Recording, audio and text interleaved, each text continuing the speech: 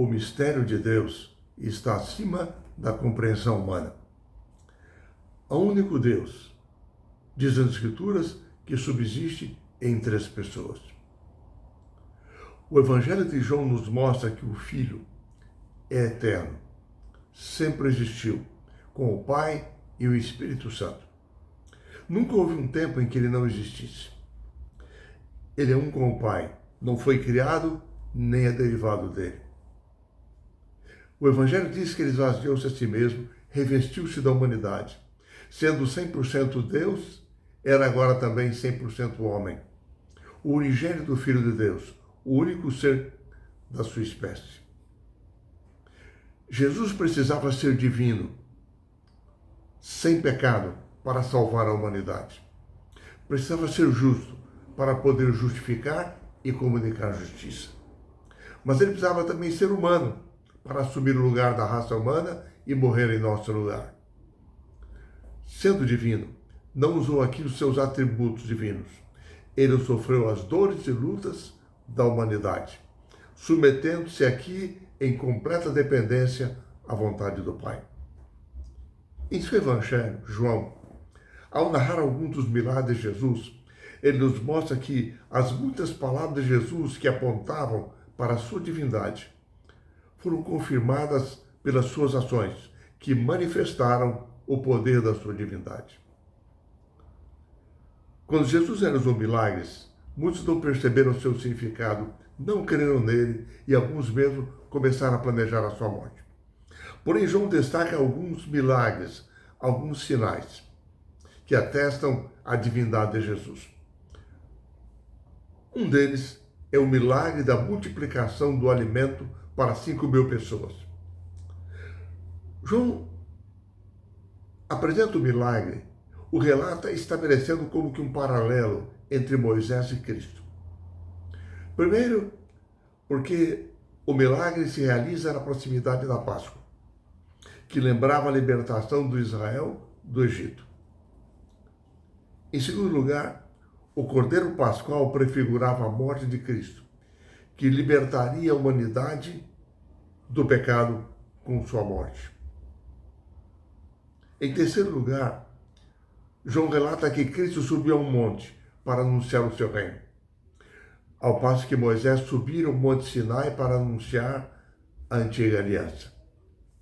Em quarto lugar, João destaca que assim como o maná foi símbolo da provisão de Deus para Israel, a multiplicação dos pães anunciava Jesus como novo provedor para o Israel espiritual.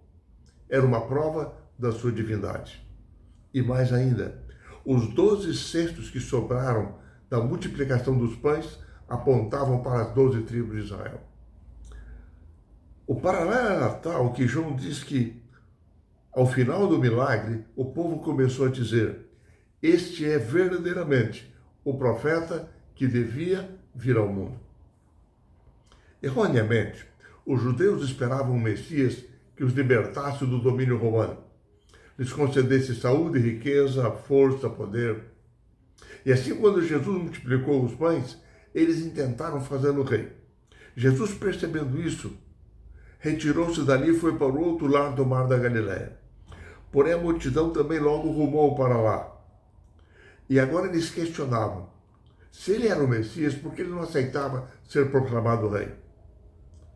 Eles se encheram de questionamentos e incredulidade.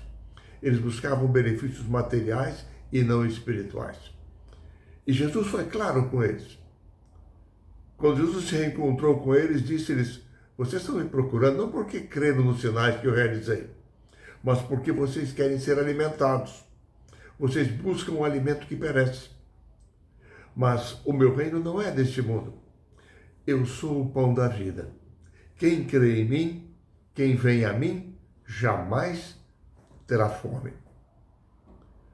O Evangelho de João apresenta 7 declarações em milagres que ele realizou. Expressões que se iniciam com a frase eu sou. A mesma que Deus utilizou para Moisés e para o povo de Israel lá no Êxodo.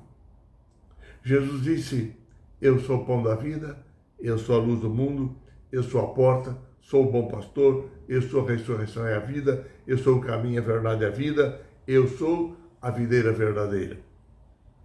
Cada uma dessas declarações aponta para a grande verdade quanto à divindade de Jesus.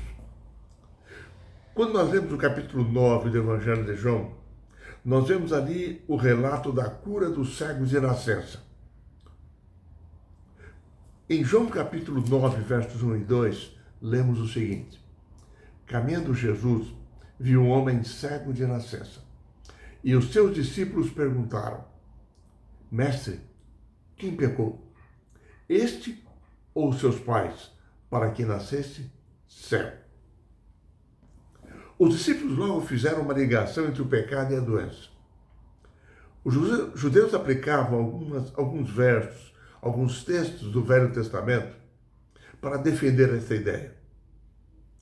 Mesmo que, às vezes, a história de Jó e outros textos do Velho Testamento demonstrem que isso nem sempre acontecia. E Jesus esclareceu essa questão no verso 3.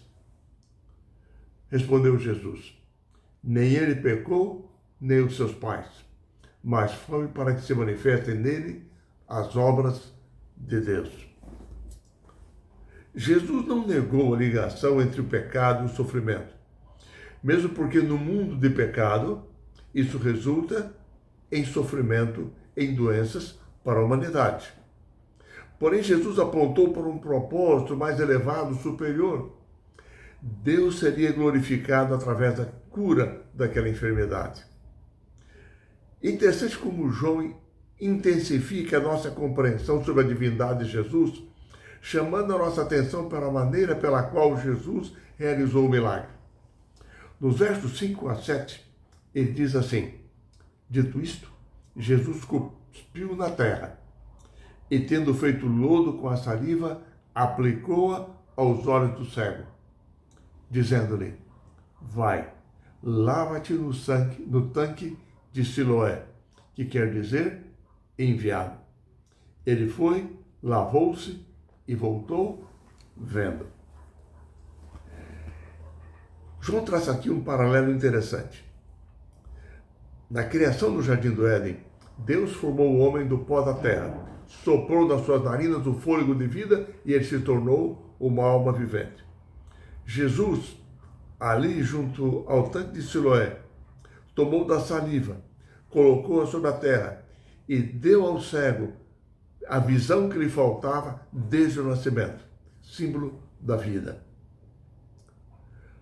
Ao contrário de outros 3 evangelhos que relatam a sequência dos milagres, mostrando sempre a doença, o encontro com Jesus, a cura, o reconhecimento, o louvor, João, além de usar essa sequência ao relatar os milagres de Jesus, ele sempre dedica parte do texto para ressaltar as discussões, as análises que se seguiram aos milagres de Jesus. Sempre para concluir cada vez mais, provando a divindade de Jesus. João relata que, ao final da cura, para agravar a situação, aquela cura se dera num sábado, o que era considerado transgressão pelos líderes judaicos.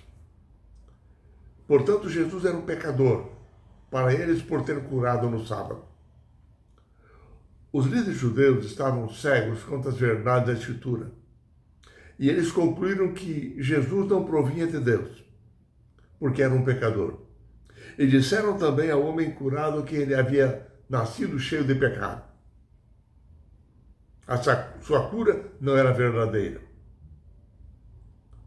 À medida em que a história e a discussão se desenrolam, nós percebemos curiosamente uma inversão no quadro.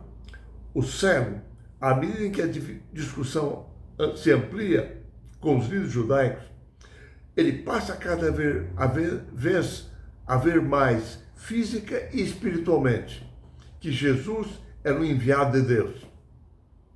E ele diz: se este homem não fosse enviado de Deus, ele não fosse Deus, ele não poderia ter feito aquilo que ele fez, não poderia ter feito nada.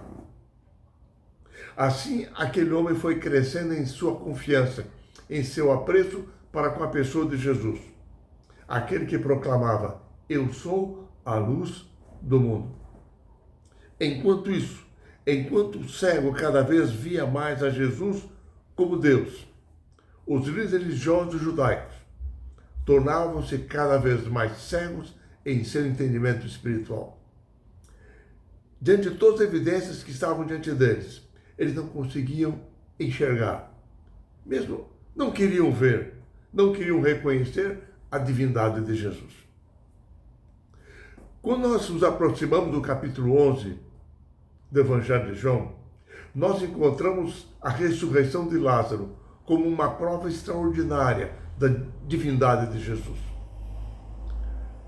Sabendo da gravidade da enfermidade de Lázaro, Jesus disse: essa doença não é para a morte, é para a glória de Deus. E Jesus viu ali uma oportunidade para revelar a sua origem aos seus seguidores. Assim, Jesus retardou a sua chegada em Betânia. E no caminho ele já avisou: Lázaro já morreu. Num dramático encontro com Marta e Maria, Jesus diz a elas: o teu irmão há de ressurgir.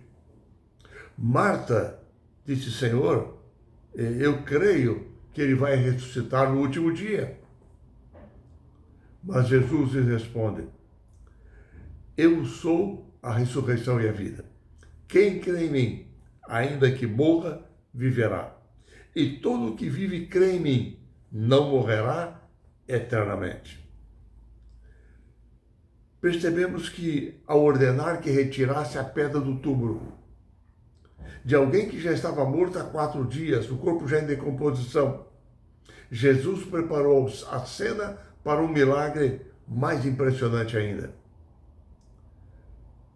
Em sua oração pública ao Pai, naquela hora, diante do seu brado, Lázaro sai para fora.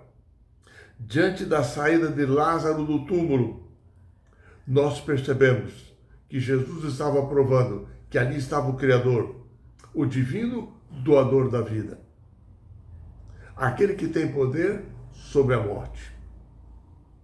Assim, muitos creram nele, enquanto outros planejaram matá-lo. Através dos milagres que o apóstolo São João relata em seu Evangelho, nós percebemos que nós podemos e necessitamos de crer na divindade de Jesus. Porque essa crença, essa fé, irá determinar a nossa convicção em seu poder, nossa crença em sua autoridade, para ser o nosso Salvador, nosso mantenedor, nosso intercessor, aquele que nos salva e aquele que voltará para buscar-nos para o seu reino. Que o seu e o meu coração, que a nossa mente, a nossa vida se inunde da certeza, da esperança, da divindade de Jesus. Aquele que vive para sempre, aquele que reina e um dia virá para nos buscar.